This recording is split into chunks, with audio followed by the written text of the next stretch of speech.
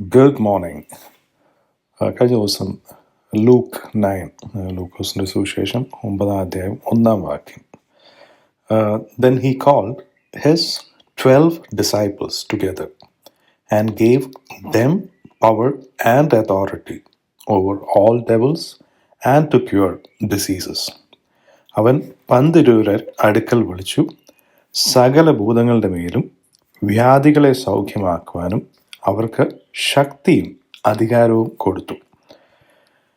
And he sent them to preach the kingdom of God and to heal the sick. ദൈവരാജ്യം പ്രസംഗിപ്പാനും രോഗികൾക്ക് സൗഖ്യം വരുത്തുവാനും അവരെ അയച്ചു. കർത്താവ് പലപ്പോഴും നമ്മൾക്ക് പലരുടെയും ചിന്ത എന്ന് പറയുന്നത് ഹീലിംഗ് ആണെങ്കിലും എല്ലാം തന്നെ ദൈവത്തിന് അറിയാമല്ലോ, ദൈവത്തോട് ഞാൻ പ്രാർത്ഥിക്കുന്നുണ്ട്, ദൈവം ഹീൽ ചെയ്താൽ പോരെ. ഇവിടെ ദൈവപുത്രൻ തന്നെ കർത്താവ് ഉള്ള സമയത്താണെങ്കിലും കർത്താവ് ട്രെയിൻ ചെയ്യുന്നു ആൾക്കാരെ. ശിഷ്യന്മാരെന്ന് പറഞ്ഞാൽ അവർ ട്രെയിൻഡാണ്. ആ ശിഷ്യന്മാരിൽ തന്നെ 12 പേരെ ചൂസ് ചെയ്തിട്ട് ആ 12 പേരെ ആണ് അയക്കുന്നത്.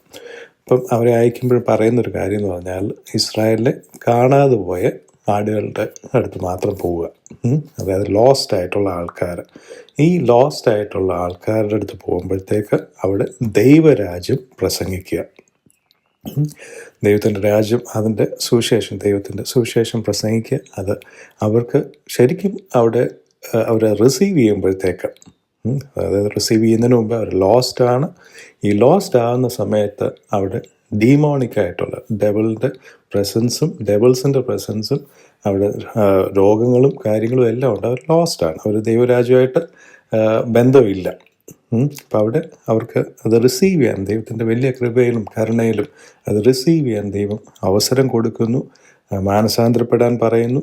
മാനസാന്തരപ്പെടുമ്പോഴത്തേക്ക് അവർ റിസീവ് ചെയ്യുമ്പോഴത്തേക്ക് ഈ ശിഷ്യന്മാർക്ക് സകല ഭൂതങ്ങളെ പുറത്താക്കാനും സകല രോഗങ്ങളെ സൗഖ്യമാക്കുവാനും എല്ലാം തന്നെ അവർക്ക് ശക്തിയും അധികാരവും കൊടുത്തു എന്ന്.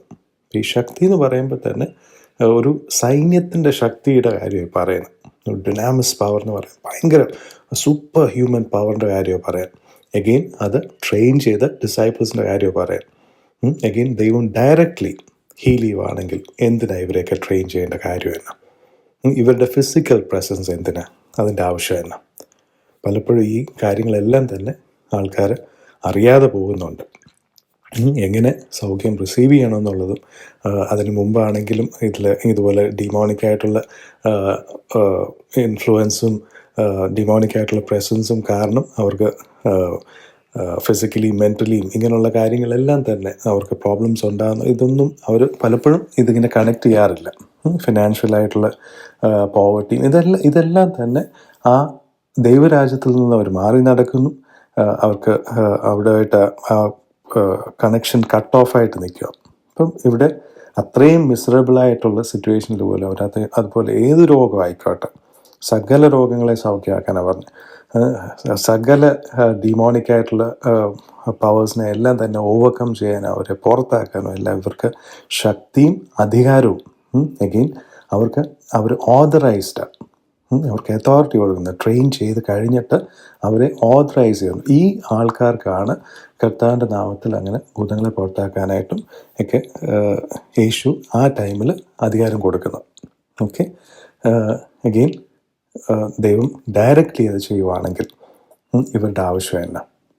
എപ്പോഴും ഫിസിക്കലായിട്ടുള്ള ഹ്യൂമൻ ആയിട്ടുള്ള ജീവിച്ചിരിക്കുന്ന ആൾക്കാർ അവരെ വിശുദ്ധീകരിച്ച് അവരെ ട്രെയിൻ ചെയ്ത് അത് കഴിഞ്ഞിട്ട് അവർക്ക് ശക്തി അധികാരം കൊടുക്കുക.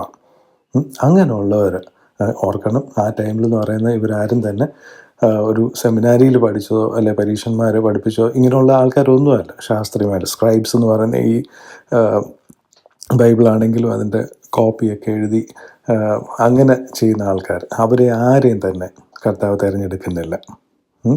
ആ കർത്താവ് തിരഞ്ഞെടുക്കുന്ന ആൾക്കാർ അവരെ ട്രെയിൻ ചെയ്ത് കഴിഞ്ഞാൽ അവർക്കാണ് അധികാരം കൊടുക്കുന്നത്. അവരവിടെ പോയിട്ട് മാനസാന്തരപ്പെടാൻ പറയുന്നു. കാര്യം ഈ റിസീവ് ചെയ്യുന്നവർ, ഈ ലോസ്റ്റ് ആയിട്ടുള്ളവരെന്ന് പറയുമ്പോൾ അവർക്കൊരു ചോയ്സ് ഉണ്ട്. പലപ്പോഴും ഇങ്ങനെയുള്ള ആൾക്കാരെ ഒഴിവാക്കും. ഇങ്ങനെയുള്ള ആൾക്കാരെ അവരറിയാതെ പോവും. അവർ വീണ്ടും അഗെയിൻ അവരാ റെസിസ്റ്റ് ചെയ്യുന്നത് പോലും ആ ഡീമോണിക് ആയിട്ടുള്ള പ്രസൻസും അതുപോലെ അവർ ഡെവിളുടെ ലൈസ് വിശ്വസിച്ചു ആ ഒരു ബോണ്ടേജിൽ അവരായിപ്പോയി. അതിന് സ്ട്രോങ് ഹോൾഡ് എന്നൊക്കെ പറയും. 2 കൊരിന്ത്യർ 10 കോട്ടകൾ പോലെ അവർ കള്ളങ്ങളെല്ലാം വിശ്വസിച്ച് ആ കോട്ടയ്ക്കകത്ത് ഒരു തടവറയ്ക്കകത്ത് അവരായി പോകുന്നുണ്ട്. അവരെന്നിട്ട് അവർക്ക് രക്ഷ കൊണ്ടുവരുമ്പോൾ പോലും അവരത് റെസിസ്റ്റ് ചെയ്യുന്നുണ്ട്. അതിനെല്ലാം വലിയ ശിക്ഷാവിധിയും കർത്താവോട് പറയുന്നുണ്ട്. സോദോം ഗൊമോറയെക്കാളിലും ന്യായവിധി നാളിൽ അവർക്ക് കഷ്ടം ഉണ്ടാകുമെന്നുള്ളത് കർത്താവ് പറയുന്നുണ്ട്. കാര്യം ഇത്രയും വലിയൊരു ഓഫർ ദൈവരാജ്യം തന്നെ അവർക്ക് ഓഫർ ചെയ്യുമ്പോഴത്തേക്ക് അവരത് റിജക്റ്റ് ചെയ്യുകയാണ്. എന്നിട്ട് അവർ സേറ്റൻ്റെ ആ മിസറി ഇതെല്ലാം തന്നെ സഹിച്ചുകൊണ്ട് അവരത് റെസിസ്റ്റ് ചെയ്യുകയാണ്. പല സാക്ഷ്യങ്ങൾ ആൾക്കാർ പറയുമ്പോൾ പല ദൈവം അവരെ വിടുവിച്ച കാര്യങ്ങളും എല്ലാം മറ്റുള്ളവരോട് പറയുമ്പോഴത്തേക്ക് അതെല്ലാം റെസിസ്റ്റ് ചെയ്യുന്നത് എല്ലാം തന്നെ ഈ ഒരു ഡീമോണിക്കായിട്ടുള്ളൊരു സ്ട്രോങ് ഹോൾഡ് കാരണമാണ്. അവർക്ക് രക്ഷ ദൈവത്തിൻ്റെ വലിയ കൃപയിൽ കരുണയിൽ അവർക്ക് ഓഫർ ചെയ്യുമ്പോഴത്തേക്ക് അവരന്നേരവും വളരെ അഹങ്കാരത്തോടെ പുച്ഛത്തോടെ അവർ അതുപോലെ കഷ്ടത്തിലൂടെ പോവാണ്. എന്നാൽ പോലും അവരതിനെ എതിർക്കുകയും അവർ പലപ്പോഴും മനസ്സിലാകുന്ന കർത്താവ് അയക്കുന്ന ആൾക്കാരെ അവർ തിരിച്ചറിയുന്നില്ല. അവർക്കാണ് ശക്തിയും അധികാരവും കൊടുത്തേക്കുന്നതാണ് ഈ ഭൂതങ്ങളെ പുറത്താക്കാനും ഈ സകല രോഗങ്ങളെ സൗഖ്യമാക്കാനും എല്ലാം അവർക്ക് അധികാരം കൊടുക്കുന്നുണ്ട്. അതും എഗെയിൻ ആ സിസ്റ്റം തന്നെയാണ് പിന്നീടും അപ്പോസ്തലന്മാരാണെങ്കിലും ശിഷ്യപ്പെടുത്തുകയും കർത്താവാണെങ്കിലും കർത്താവിൻ്റെ ഫൈനൽ കമ്മീഷനിലെല്ലാം പറയുന്നുണ്ട്. നിങ്ങൾ ലോകം മുഴുവനും പോയി ഞാൻ കൽപ്പിച്ചത്, ഞാൻ പറഞ്ഞതെന്നുള്ളതല്ല, ഞാൻ കൽപ്പിച്ചത്. കാര്യം ഹീസ് എ കിങ്, ഒരു രാജാവിൻ്റെ കൽപ്പനയാണ്, ഒരു രാജാവിൻ്റെ ദൈവരാജ്യത്തിൻ്റെ നിയമങ്ങളാണ്. ആ കൽപ്പിച്ചതൊക്കെയും ആ ലോസ് എല്ലാം തന്നെ മറ്റുള്ളവരെയും പഠിപ്പിക്കുകയും ഞാൻ കൽപ്പിച്ചതൊക്കെയും പ്രമാണിപ്പാനായിട്ട് അവരെ ട്രെയിൻ ചെയ്യാൻ പറയുന്നുണ്ട്. അപ്പം എല്ലാ ശിഷ്യന്മാരും എല്ലാ വിശ്വാസികളും ശരിക്കും പറഞ്ഞാൽ ശിഷ്യപ്പെടേണ്ടതാണ്. എല്ലാവരുടെയും ഗോൾ ആ ലെവലിൽ എത്തുക എന്നുള്ളത് തന്നെയാണ്. പക്ഷെ അൺഫോർച്ചുനേറ്റ്ലി എല്ലാവരും അങ്ങനെ എത്താറില്ല. പക്ഷെ ഇതിനൊരു സ്റ്റേജസ് ഉണ്ട്. പക്ഷെ ഇവിടെ എല്ലാം തന്നെ നിങ്ങൾ ആർക്കെങ്കിലും രോഗമുണ്ടോ, സഭയിലെ മൂപ്പന്മാരെ വിളിക്കാൻ കർത്താവിൻ്റെ ബ്രദറാണ് ജെയിംസ് എഴുതുന്നുണ്ട്. ജെയിംസ് യാക്കോബിൻ്റെ പുസ്തകത്തിൽ 5-ാം അധ്യായത്തിൽ പറയും, നിങ്ങളിൽ ആർക്കെങ്കിലും രോഗമുണ്ടോ, അത് ശിഷ്യപ്പെട്ട ആൾക്കാരുടെ കാര്യമാണ് പറയാൻ. അവരിലാണെങ്കിൽ പോലും രോഗങ്ങളുണ്ടെങ്കിൽ നിങ്ങൾ സഭയിലെ മൂപ്പന്മാരെ വിളിക്കാനാണ് പറയാം. ആരെങ്കിലും വിളിക്കാനല്ല പറയാൻ, സഭയിലെ മൂപ്പന്മാരെ വിളിക്കാൻ. അവരതുപോലെ മെച്യൂറായിട്ടുള്ള വിശുദ്ധന്മാരാണ്. അവരെ വിളിക്കുക. അന്ന് അത് പത്രോസും യാക്കോബും യോഹന്നാനും ഇങ്ങനെയുള്ള ആൾക്കാരുടെ കാര്യമാണ് പറയാൻ. അവരെ വിളിക്കുക. അവർ വരുമ്പോഴത്തേക്ക് അവിടെ രോഗം മാത്രമല്ല മാറുന്നത്. ഇവിടെ കർത്താവ് വായിക്കുമ്പോഴാണെങ്കിൽ പോലും അവിടെ പാപമോചനവും കൂടെ, അതായത് ദൈവത്തിൻ്റെ ആ കൃപയ്ക്ക് അവർക്ക് ലഭിക്കാനായിട്ട് തടസ്സം നിൽക്കുന്ന എല്ലാ കാര്യങ്ങളും തുടച്ച് മാറ്റിയിട്ട് അവരെ ഒരു ബ്രാൻഡ് ന്യൂ ക്രിയേഷനാക്കാൻ ആ സുവിശേഷത്തിന് പറ്റും. അതാ പൗലോസ് പോലും പറയുന്നത്, ഞാൻ സുവിശേഷത്തെ പറ്റി ഞാൻ ലജ്ജിക്കുന്നില്ല, എനിക്കറിയാം ദൈവത്തിൻ്റെ മഹാശക്തിയാണ്, രക്ഷയെങ്കിലേക്കുള്ള മഹാശക്തിയാണ്, ഹോൾനെസ് ഓഫ് ലൈഫിലേക്കുള്ള ദൈവത്തിൻ്റെ എഗെയിൻ ഡുനാമിസ് പവറാണ്. അതുകൊണ്ട് ഞാൻ സുവിശേഷത്തെ പറ്റി ഞാൻ ലജ്ജിക്കുന്നില്ല എന്ന് പൗലോസ് പറയുന്നുണ്ട്.